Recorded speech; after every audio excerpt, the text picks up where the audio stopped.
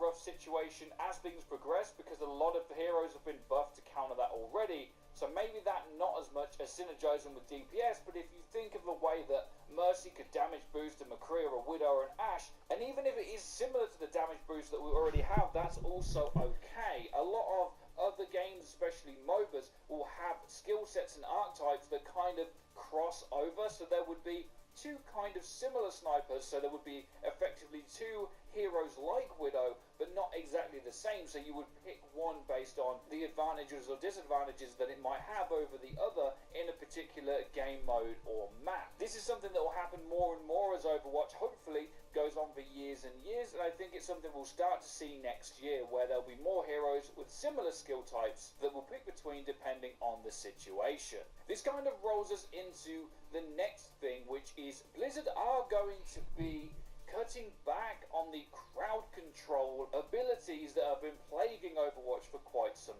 time now. Now, it wasn't said that it was a direct response, but Jeff Goodman, the day after Seagull's State of Overwatch video, did respond that they would be making less heroes that have as much crowd control as the ones they've been bringing out, and they will hopefully be focusing more on characters under different skill sets. So whether this be other DPS or forms of initiation from tanks or healing, no one really minds, I think, at this point, as long as there's no more CC coming. If you've ever seen that clip by Aimbot Calvin where he's getting absolutely smacked around on his stream, I think we can all agree that this is a not fun part of the game that we would definitely like to see less of. Which of course brings us to increased diversity of heroes. With all of this said and this cool new stuff that's coming out and crowd control being put on the back burner for a while, Blizzard are clearly balancing heroes so that a lot of them can be used more of the time. Now, we're still not there yet, and I don't think it's ever going to be viable to have your hero on every map, but if you think about the Symmetra changes, the Torbjorn ones, and even the Bastion one now as well, a lot of these characters have been buffed to counter the crowd control and the goats and all of these big tanky compositions that have been causing people problems in games, and giving these other heroes